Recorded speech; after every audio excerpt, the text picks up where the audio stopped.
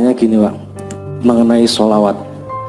Kebetulan saya itu lahir di lingkungan Nahdliyin, jadi tentunya sudah terbiasa dengan sholawat. Dan saya pernah mendengar ajaran itu bahwa sholawat ketika dipamerkan itu mendapat pahala, apalagi tidak dipamerkan. Lah yang ingin saya tanyakan, lebih baik manakah antara dipamerkan atau tidak dinikmati sendiri saja? Terima kasih, itu pertanyaan dari saya. Mungkin kata pamer atau dipamerkan itu tidak tepat-tepat amat. Siar, iya Pak. Jadi siarkan saja. Kalau pamer itu ada kandungan riya, takabur, ya menunjukkan diri. Ini kita tidak sedang unjuk diri, kita sedang unjuk sholawat. Jadi yang kita kedepankan adalah Rasulullah SAW, bukan saya. Saya selalu mengatakan, Anda jangan percaya kepada saya. Percaya, saya kesini ini untuk membangun bersama kepercayaan dan cinta kita kepada Allah dan Rasulullah. Itu kan, itu. Jadi mungkin bukan pamer, tapi diekspresikan. Berjamaah. Dijamaahkan. Karena sholawat itu sebenarnya juga satu wilayah dengan tasbih. Sedangkan Allah sendiri mengatakan sabbahalillahi ma fis samawati wa ma fil ard, yang bertasbih kepada Allah. Tasbih itu salah satu bentuk pensucian cinta.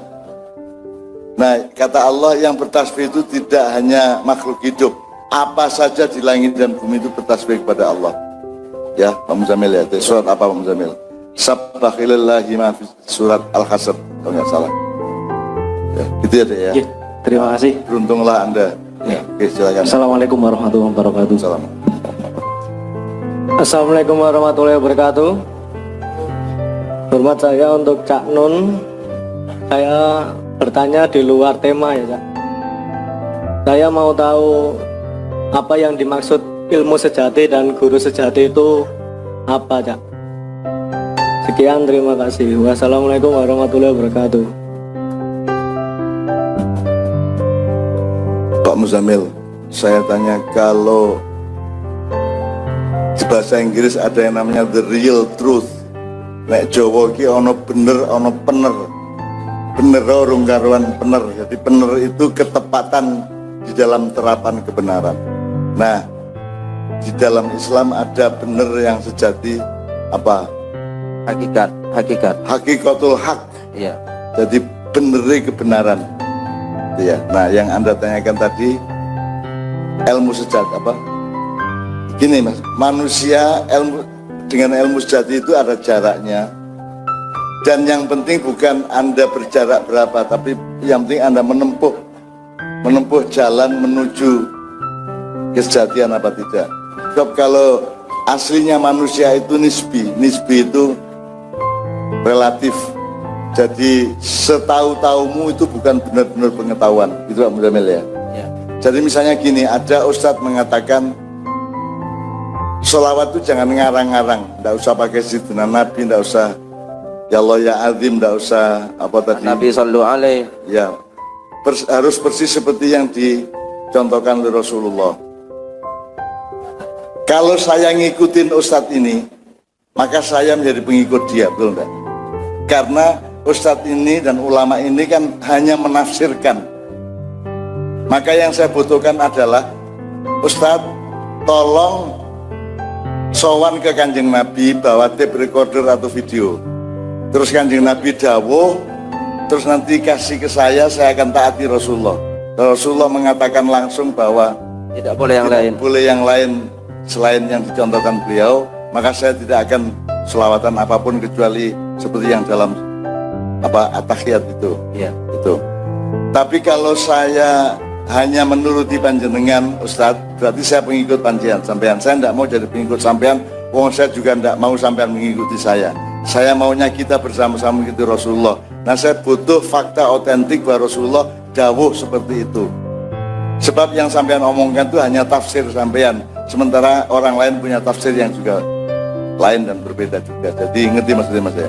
Nah, ilmu sejati itu Mas adalah sesuatu yang kita tuju, bukan sesuatu yang kita capai. Karena manusia bersifat sangat nisbi. Jadi sak pinter-pintermu ngomong ke Quran kuwi meng tafsirmu. Semua Syafi'i, Hanafi, Hambali, Maliki itu semua, NU, Muhammadiyah, Ma'iyah itu semua hanya tafsir. Bahkan di Ma'iyah agak lebih luas sedikit, tadabbur. Tapi itu hanya tadabbur, jadi bukan sejatinya Quran. Misalnya saya kasih contoh satu. Satu itu ngerti satu piro? Siji piro? Siji, loro, telu ngono ya. Oke, kowe ngerti siji. Pemahamanmu mengenai satu itu sejati apa tidak? Sekarang saya tunjukkan.